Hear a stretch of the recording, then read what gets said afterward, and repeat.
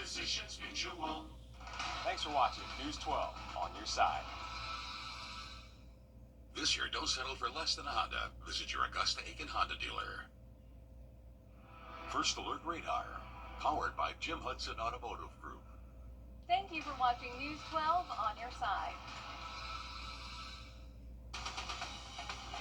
Live from Augusta, you're watching News 1226 this morning. A look at what we're covering this morning. More help coming to solve Aiken's opioid issues. And there is new leadership coming to the Augusta VA. And we have the good side with a senior dog sitter. But first, let's give you a look outside right now. Giving you a live look. As you can see right there, the sun is up. Not too many cars on the road. So if you got someplace to go, you're good to go. Good morning, I'm Ashley Campbell, 7 o'clock on your Sunday, sending it to Chris right now with what you can expect if you are one of the ones heading out the door this morning. Well, it is a little bit muggy out there, but then again, it is late June, and we're in Georgia, Carolina, so we know the drill. So if you're up early for your morning dog walk, looking pretty good. A lot of sun out there for little Cody bringing us the adorable forecast. Those ears. Those ears. Cody is a schnauzer. Ah. Beautiful. Beautiful little pup there. Thank you Yeah. for sending that in this morning. You can send in your pet's photo as well using the WRDW app, so please keep those coming in by the afternoon. That puts us at 82 degrees by 10. Live forecast in just a bit. Now to such a tragic story. A young girl being remembered after she was shot and killed inside her home. Yesterday, her family honored 10-year-old Lavinia Lau with a balloon release. Earlier this week, she was in her bed when gunshots rang out, hitting her house and the vehicle outside. At least one of those bullets hit her in the head. She was pronounced dead at 1:30 Thursday morning. Loved ones gathered at her home in Beach Island there to release balloons in her honor. Her family remembering her as upbeat and loving life. She's so sweet, so kind, so free, you know. And I shared a close bond with her because we both share the same sign. You know, we're both Sagittarius. Like to have fun, like to be the life of the party. And that was just who she is. Smart. As you can imagine, neighbors say that quiet street has not been the same since that shooting. The Aiken County Sheriff's Office is asking for your help trying to find who is responsible for that child's death. A man arrested and charged with violating the Child Exploitation and Prevention Act after police say that he acted like a young girl online to get child sexual abuse material. Alejandro Boer was arrested on 8 counts of violating the act. Grovetown police say that he was using the messaging app Kik to get the child sexual abuse material. Grovetown police add that he was an employee at the local news station Fox 54 as part of their I-Team department. He's being held in the Columbia County Detention Center without bond. The Richmond County Sheriff's Office holding another event to try and help bridge the gap between law enforcement and the community that it serves. It was at May Park. More support is coming to help Aiken County guide inmates toward sobriety. The South Carolina Opioid Recovery Fund is giving money for Aiken County's detention center to help staff members better help inmates.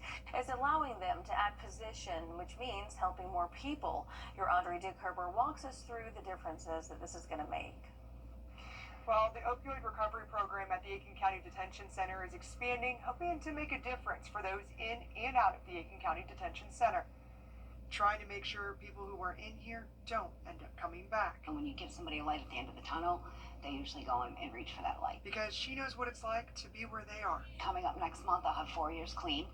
I am a convicted drug felon, so I have been through the system. I went to prison, and so I have a passion for this, because for me, that was one of my saving graces. I had time to think about what I needed to think about to figure out where I wanted my life to go. But instead of looking at it as a punishment, I looked at it as an opportunity. But having the resources of what I was going to do when I left was not that easy to come by. Helping give them a chance to be better in and out of the detention center. But our goal is to get these men and women that have drug abuse problems or mental health history, to make them better people. And if we can team with Aiken Center and Aiken Bone Mental Health to get these people counseling, to get them into rehab and stuff like that, It's making them better when they get back on the street to be productive citizens, not repeat offenders of coming back here. And helping the community as a whole. But if we can help some people, it helps all the community of Aiken. And, you know, also if they get out and get a job and they're part of the community, this could help every part of Aiken County. Hoping to change people for the better. I think it gives them opportunity and a chance of a life that they might not have known existed. And it helps bring the community together, all the partnerships. And I think that it brings the justice system into a different light, that maybe they're not here to harm you, but they're here to help you. And the help doesn't stop when they leave. They're using part of the money to help get them to sober housing or residential programming, making sure they're set up for success in many different ways. Friday is the 4th of July, a major holiday where we expect fireworks shows at the end of the day, but the price of them may go up though because of the ongoing tariffs. We found Wacky Wayne's has helped you light up the night for decades now. The general manager says that they're still trying to help you save some money. Brian Ayers says that they have some fireworks in stock from the past, so they don't plan on raising prices on those. China is not really shipping a whole lot, and when the tariffs went up, and a lot of people here. Restore for your ultimate restorative sleep. Trust meteorologist Emily Acton for your first alert. Welcome back. Sending things over to For chronic kidney disease. VisionWorks makes things simple. We organize frames by shape and price. Oh, I love these. And if you change your mind, I changed my mind. there's our 100-day guarantee. VisionWorks. See the difference. Live from Augusta, you're watching News 1226 this morning. Looking ahead to your morning with we're on your sideline with a check on local sports. Plus, 12 on your side investigates has an update on the Burke County Sheriff's Office attempt to arrest a private citizen for harassment. But first, let's go ahead and take you outside. Here's a live look at downtown Augusta. Good morning, and thank you so much for joining us. I'm Ashley Campbell, 7:30 on your Sunday. Sending it over to Chris now to see how the morning is shaping up. If you're headed outside, maybe going to church, going to grab some breakfast. How's it looking, Chris? Looking pretty good. The sun is out. It is seasonably warm out there with wake-up temperatures in the lower 70s. So all in all, not bad for your Sunday morning dog walk. Starting off around 75 degrees for little Penny there, looking all cute and adorable. Please keep those photos coming in. You can upload your photos to our WRDW app, and you may just see your favorite pet right here in the forecast each and every morning. It's going to be a warm one out there for the late morning dog walk, about 86 degrees, west to southwest wind for the afternoon, about 92 by 2 p.m. If you're going to enjoy the nice day today by going out to the pool, Making funeral arrangements for a loved one can be extremely difficult, and the Aiken County Coroner's Office says it made a mistake as a body was released to a funeral home and cremated when it shouldn't have been. The incident has been reported to several agencies, including the Aiken County Attorney's Office, the South Carolina Coroners Association, the South Carolina Funeral Directors Association, and the Department of Labor Licensing and Regulation. The Coroner's Office says that this all happened on Monday, with the mistake being discovered Tuesday. Your Kennedy Payne has been following this story this morning. She's breaking down what she's discovered. Well, we reached out to each of these agencies for more information. As of now, only SCLLR has responded. They tell us that any complaint filed with the State Board of Funeral Service is confidential under South Carolina law, and if one was filed, it cannot be released. So how does something like this happen? We're on your side tonight breaking down the multi-step process of releasing a body from the coroner's office to the funeral home for cremation.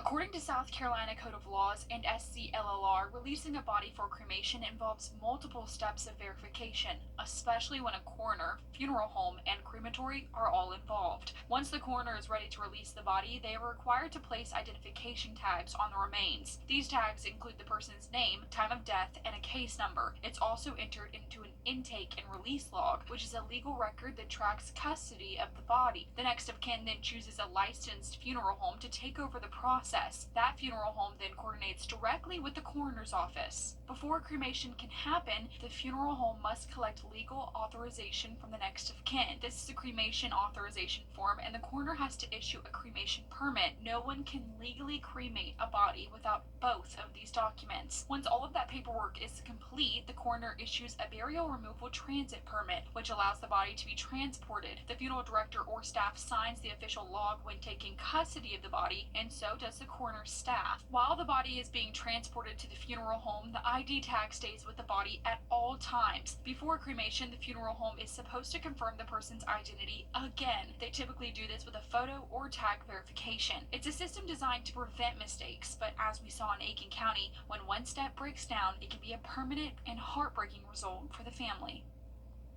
And Coroner Daryl Abels says in part, quote, "This incident is very unfortunate and we are deeply remorseful to the family of the descendant. We accept full accountability for our portion of the incident."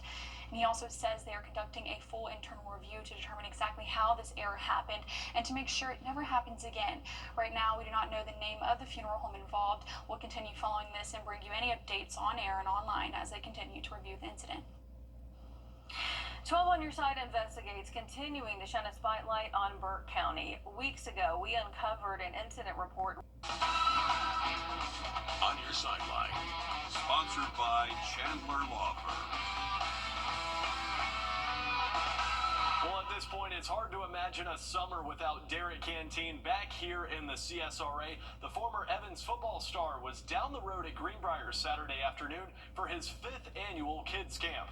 Sadly, Canteen called it early due to the intense heat outside Saturday, so most of the footage you're seeing is from his previous camps. Still, he's a cornerstone for getting back to the CSRA community. Unlike many other pros who come back after they make it big, Canteen has been running this camp since he graduated from Evans, a reason that his camp still remains so successful and why he plans to keep coming back year after year.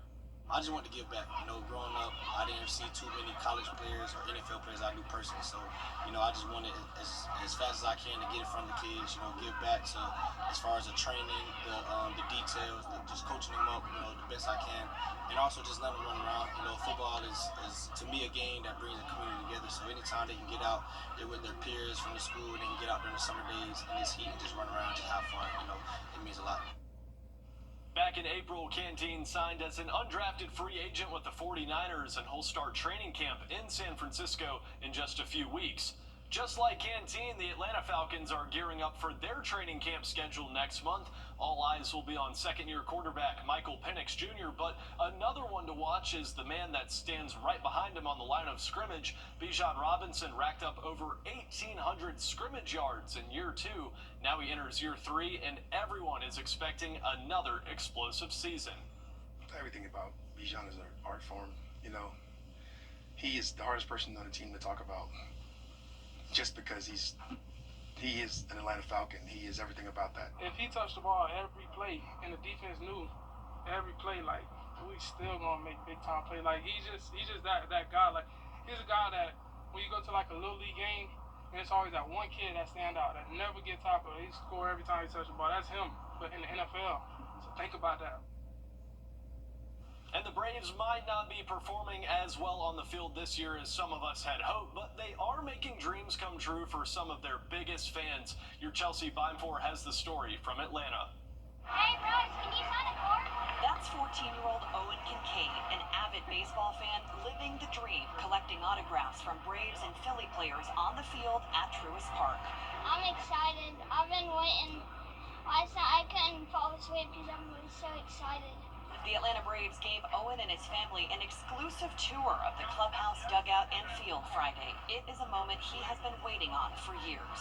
We've been working on it for a couple of years, but he's not ever wavered. This was what he decided. It was what he wanted to do. We tried to lay out all the options, and he was like, this, Braves, Truist, Acuna, all the things.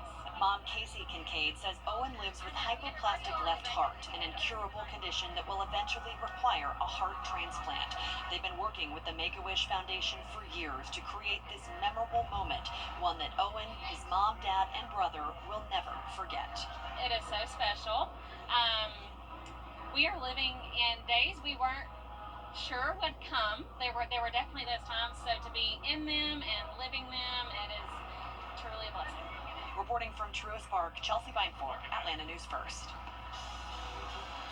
Well, follow the rain in the area the past few days. It's no surprise the pollen meter is looking good. That pollen, mainly grass pollen, will be in the low category all the way through about Thursday. Rain chances are headed back up for the middle part of the week. We'll talk more about that and have a look at your 4th of July holiday forecast when we come back. It's warm with a high near 95. All right, thanks, Chris. When the temperatures hike up, so do the number of people who need help. Your Cameron Jacobs spent time with Richmond County's Homeless Task Force this week to see how they're working to help keep people experiencing homelessness safe and cool. The Homeless Task Force out making sure those living in the streets of Richmond County stay cool during these hot southern days. We were fortunate enough to run into a Mr. Widener, who's a VA veteran. Lost the place that he was staying at, was living under the bridge. Encountered him today, and we're actually taking him to get some assistance as we speak. It took roughly 10 minutes from us walking up right here to get this veteran the help he needed. All we have to do is just take the exit right down the road. All thanks to those who can help others who need it most. We have some great resources in this community. Most of them just had to put the first foot forward, and today he was willing to go with us with no hesitant. He's ready to get off the street, so we're going to take him and get him interviewed. Major Silas tells me while he is proud of the community for helping those in need, there is an issue with how neighbors are giving a helping hand by cooking hot meals at sites like this. People can't really come down, and you're really not supposed to cook for them because we don't know where the food came from. Even though it's probably fine, these folks will actually hoard stuff. They take it back to the shelters, they take it back to where they're staying, and we don't want people to get sick. Instead, he tells me to bring packaged food, water, and personal hygiene products if you are looking to help out. And helping those in need hits home for this Richmond County major. I love it. This is a passion. I had a family member that died being homeless, and so seeing that we can help folks every day is just a great thing. And you can scan this code that is right there on your screen to go to a full list of cooling shelters all across the CSRA. If you can't do that, we do have all of those on our website, wrdw.com. You can stop at any of these locations during the day to cool off, and also if your AC stops working. Newly appointed vaccine advisors for the agency met this week to talk about immunization recommendations that could impact your family. It's happening just a few weeks after U.S. Health Secretary Robert F. Kennedy Jr. fired the existing panel. Your Georgia State House reporter Abby Kasouris explains this morning. They say this new panel is just a gut punch. Members of that panel have testified against the vaccines they are now expected to vote on. 7 new members of the CDC's Vaccine Advisory Board met Wednesday, hearing presentations from current CDC researchers on the efficacy of COVID-19 and RSV vaccines. CDC studies show that COVID-19 is still a threat. 32,000 to 51,000 deaths and more than 250,000 hospitalizations since last year. At highest risk, seniors, children under 2, and infants under 6 months, who could have some protection if their mom gets vaccinated during pregnancy. Before the panel, HHS Secretary Robert F. Kennedy announced COVID-19 vaccines would no longer be recommended for healthy children or pregnant women. Which was completely rife and pervasive with pharmaceutical conflicts. Dr. Tony Fiore, infectious disease expert and former CDC employee, says the panel's decision could cost lives. And they also have the power that can save lives if they're willing to carefully look at the literature and convince people who have now begun to doubt the effectiveness of immunizations. The American Academy of Pediatrics announced while the meeting was underway that they would publish their own vaccine schedule for children, calling the current situation no longer a credible process. 2 of the advisors have testified in courtroom trials, and a third suggests that vaccines should be removed from the market, citing risks to young people. Fiore says that the power they hold is important. Insurance companies use the recommendations to decide if they'll cover the cost of vaccines, and there's public perception. Vaccine hesitancy is growing in states like Georgia. The average person doesn't have the time to comb through pages and pages of data. For moms and dads making important decisions for their household, these recommendations matter. The panel that seems to more focus on trying to stir the pot and not really looking at the evidence that their pre-existing viewpoint is a real problem. Georgia Senators Raphael Warnock and John Ossoff among senators writing to the secretary after the board shakeup, calling on him to reverse his decision and accusing him of trying to, quote, undermine vaccine confidence in the United States. A spokesperson for the Department of Health and Human Service providing us with a statement about the protests here today, saying they're nothing more than a dog and pony show with a lack of serious credibility evidenced by Halloween costumes. Secretary Kennedy has appointed some of the most highly qualified individuals to serve on the ACIP committee. The panel did recommend flu vaccines for people 6 months and older. Here's your fishing game forecast for your Sunday. Ideal conditions right around 5:40 earlier this morning, but again toward 5:40 this afternoon. Things looking pretty good. Could be a few thunderstorms out there for the afternoon, but then we have some wet weather on the way for the middle part of the week. More on that in your weekend travel forecast when we come back. Every dream. Krispy Kreme is celebrating America's birthday early with these new collections called Stars and Stripes Sweetness. The collection has a trio of red, white, and blue decorated donuts, as you see there. It includes the Freedom Ring, the USA Party, and the Vanilla Cookies and Cream Liberty Crunch Donut. And to score a freebie, you want to make sure to stop by Krispy Kreme on Independence Day. If you wear red, white, and blue, you're going to get a free original glazed donut. I gained 3 pounds just listening to you read that. My stomach started growling. All right, here's your bird watching forecast for your Sunday. Sunset tonight will be 8:41. Should be a nice day. 75 right now, 88 by noon. On our way to about 93 for the high. Your chance of an afternoon storm today at about 30%. Here's a live look at the lake. It's going to be a nice day at Lake Thurman for today. High temperatures on the water right around 90 degrees, 30% chance of rain today. And then for tomorrow, rain chances go up just a little bit. UV index, though, is 11. Definitely wear the sunscreen and reapply often. 4th of July will be a hot one, but it should be a mainly dry day. For the afternoon, about 95 for the high. Your chance of afternoon thunderstorms is only going to be about 30%. As we head toward the evening, though, maybe a straight thunderstorm early on. Should be good for the fireworks. And, of course, warm at about 83 degrees by 9 o'clock in the evening. First Alert Radar Network is dry all across the southeast, so if you're traveling today, scattered thunderstorms will be the order of the day, but only about 30% chance across Georgia and the Carolinas. Not a bad day if you're headed to Atlanta to the Braves game. They should have no trouble getting that game in. It will be warm over that way. They'll have highs around 90 in Atlanta today, 74 their current temperature. Along the Georgia-South Carolina coast, already in the 80s there in Myrtle Beach with 81, 76 for Charleston down into Savannah, and 75 in Greenville. The road trip forecast, rain and thunderstorms are likely up there in the mountains. 88 today in Asheville, 87 tomorrow.